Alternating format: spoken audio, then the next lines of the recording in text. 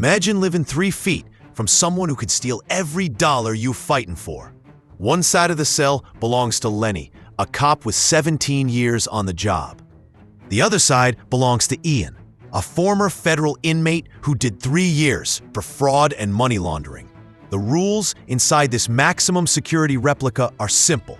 Survive 100 days together and split the money. Leave early and both lose everything. Along the way, they will face brutal food, sleepless nights, temptations that drain the prize pool, and one final choice that could make a friend into a thief. If you like Mr. Beast, subscribe to the channel and like, share, and comment so you never miss these high-stakes socials. Watch closely, because one decision on day 99 can erase 99 days of struggle in a single press. Would you hold the line or hit the button? Let us step inside. The room is a box of steel and echoes. Stainless toilet, thin mattresses, no privacy. The first negotiation is territory. Lenny claims the bottom bunk, citing seniority and officer habits. Ian shrugs and stakes out the quiet side, already thinking about control in a place designed to remove it. The first night, the reality of confinement arrives with a snore. Lenny's throat turns into a chainsaw.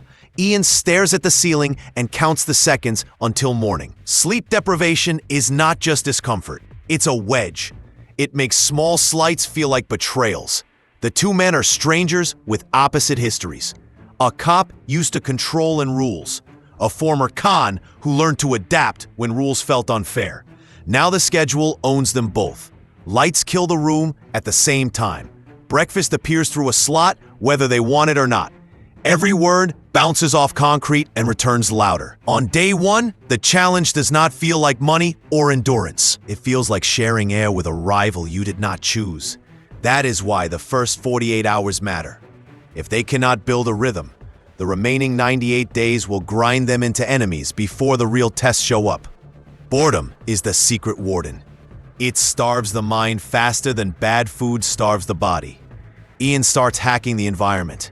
He turns slats from the bed frame into a hoop, packs socks into a ball, and banks shots off the wall. Lenny joins in despite himself. The rhythm of aim, miss, laugh, repeat does something sleep could not. It lowers the temperature.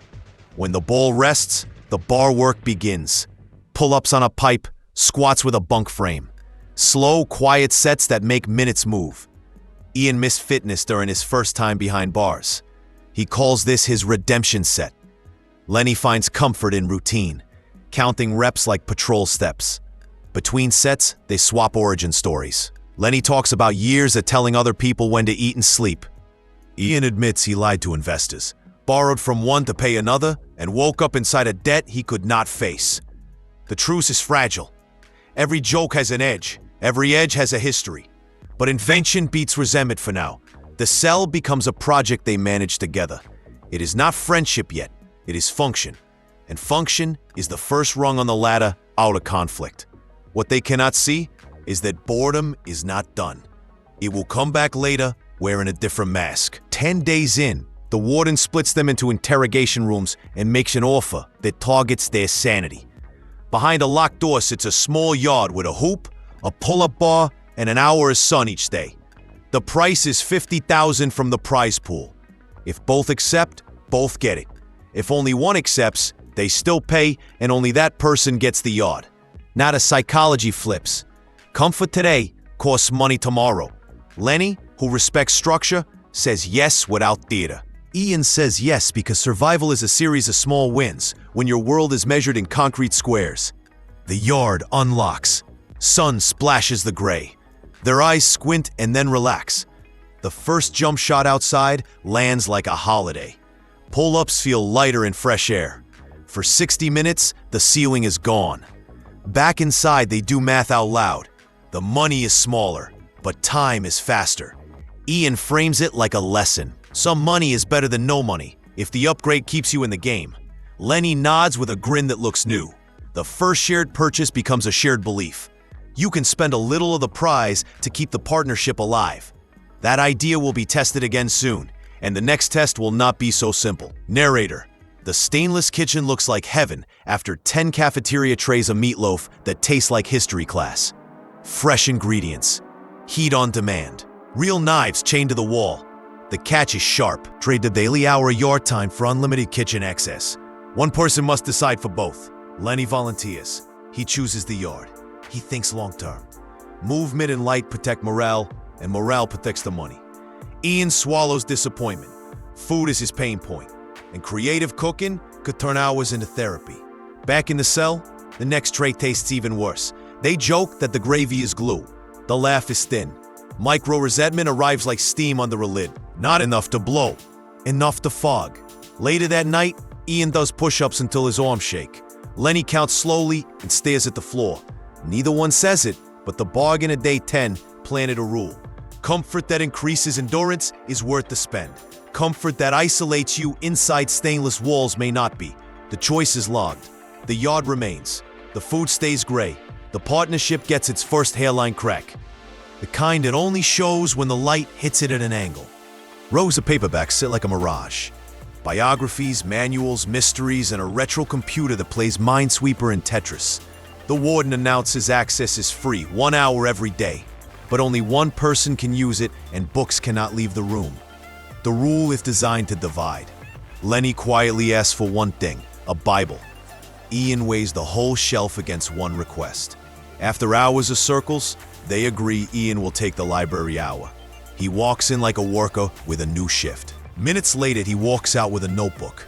He handwrites verses Lenny loves and reads them back through the bars with a steady voice. The gesture lands. It feels like the best version of both men. Then the line slides. Notes become pages in a waistband. Pages become paperbacks under a mattress. The cell grows brighter. Art fills the walls. Time moves. The rule bends so softly, they tell themselves it is not breaking. This is where good intentions become habits. Habits harden into identity. Ian begins to enjoy the role of clever provider. Lenny, who believes in rules, believes in gratitude too. He accepts the gifts and tries not to look at the camera domes tracking everything. Somewhere in a control room, a reel is filling with evidence. The next offer will make that footage matter. The store opens like a prank. Every item costs $10,000 from the prize pool. A handball sits next to a sleep mask, as if the numbers are a joke. A sealed mystery box waits on the counter. Lenny steps up first and buys the unknown. Inside is $20,000 in cash, a rare moment when chance pays twice. Ian scans the shelves with a look that belongs in his past life. Clippers for a fresh cut that could reset his mood. Melatonin and earplugs for Lenny snoring. Chocolate to celebrate the illusion of choice. He spends $30,000 in minutes and returns to the cell like Santa. Lenny raises an eyebrow at the total, then admits the melatonin works. He sleeps for the first time in days. The haircut becomes a ritual. The handball becomes a tournament. The chocolate tastes like an actual treat. Yet money flows out faster than it flows in. The store reveals two philosophies in fluorescent light. Lenny gambles once with structure and wins. Ian indulges and repairs morale at a cost. The dynamic is not toxic yet. It is human. Shared comforts reduce friction. They also lower defenses. Cameras keep recording. The reel keeps growing. The next twist uses that. The warden plays back smuggling clips. Pages slid into a waistband. A full book fly into the cell. The verdict arrives with a twist of the knife. Both families were scheduled to visit free on day 50. Because the rule was broken, only one family can come in. The other man will sit in solitary until the visit ends. The choice fleezes the air. Lenny has children who have not hugged him in weeks. Ian carries restitution and regret like extra weight. A beat passes. Lenny takes the visit. The room outside the bars erupts with joy. Kids run, arms up. A partner cries. Lenny's voice cracks as he kneels to their height. Down the hall, a small white box swallows Ian. The clock on the wall turns minutes into accusations. Inside solitary, memories go loud. Inside the family room, laughter does the same. When the door opens, anger walks first. Ian calls Lenny a snitch and blames him for feeding the punishment machine. Lenny fires back that cameras already saw everything. The argument doesn't explode, it hums. They move quiet, separate, and cold. This is the most dangerous stretch. Not because of yelling, but because of silence. Teams do not fail in a bang. They fail in the sag between one test and the next.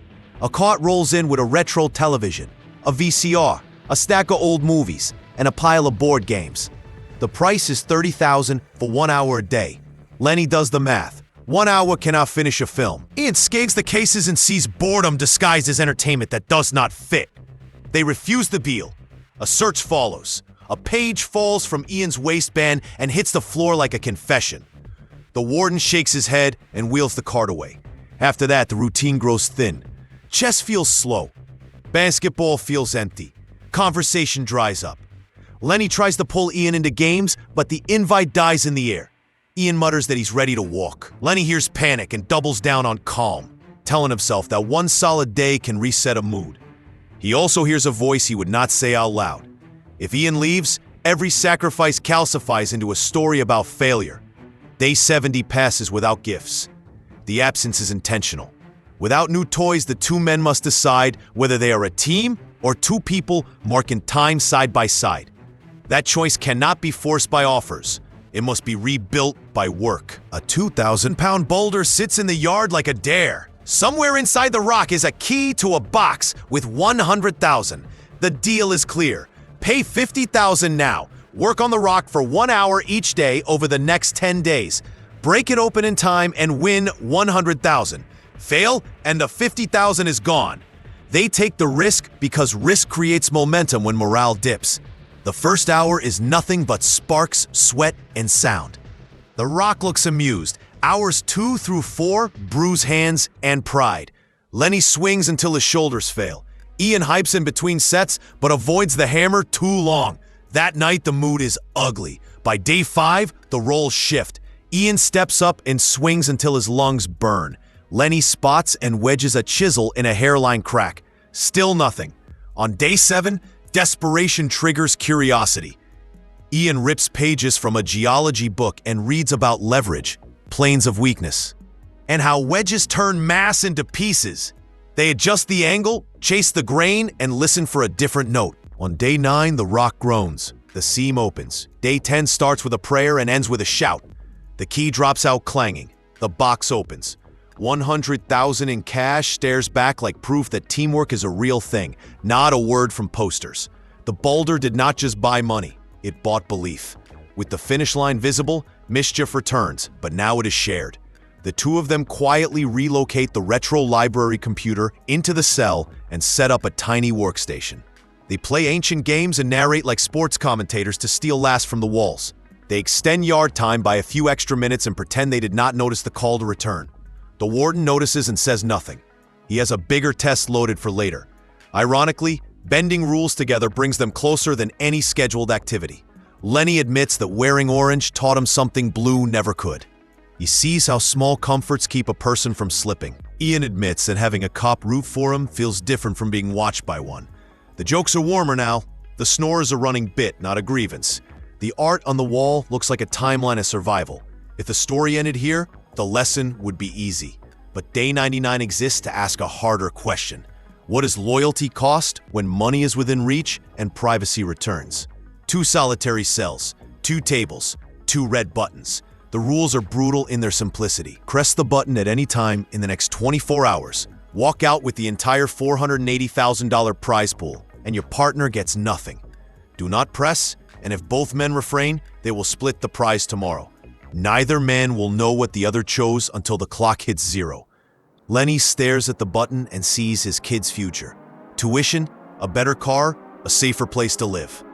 He also hears the oath he made to share the cell with integrity and walk out with dignity. Ian stares at the button and sees his past. Restitution like a boulder on his chest. One press could clear it and wipe out a story that still follows him into rooms. He remembers solitary on day 50, remembers feeling forgotten, and paced the sour thought that he suffered more. The clock drips. He covers it with a trash bag and does push-ups to drain the static from his head. Lenny sits still and breathes like he's on watch again.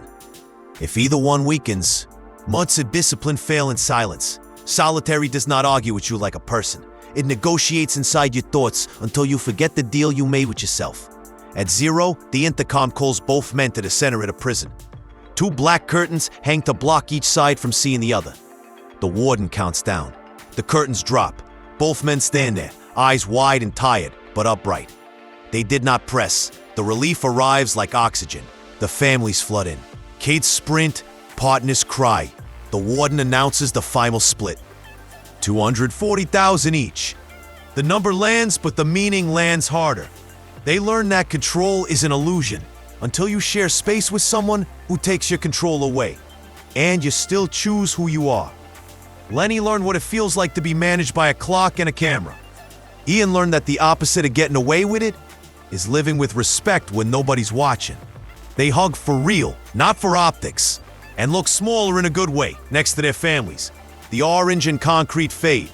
What remains is a story about choices that did not look heroic until the end made them obvious. There's one question left, and it's for the viewer who stayed. If you had 24 hours in a box with a red button that could give you $480,000, would you trust a stranger and wait, or press and walk away alone? This challenge started with conflict, stumbled through boredom, burned through money for comfort, and only turned into a partnership when the two men risked and worked together. The hardest test happened when no one could see the other person's hands. That is the real point. Character is a choice you repeat, not a costume you wear. If you like Mr. Beast, subscribe to the channel and like, share, and comment. Tell us in the comments what you would have done on day 99 and which moment changed your mind about the cop or the ex-con. New experiments drop every week.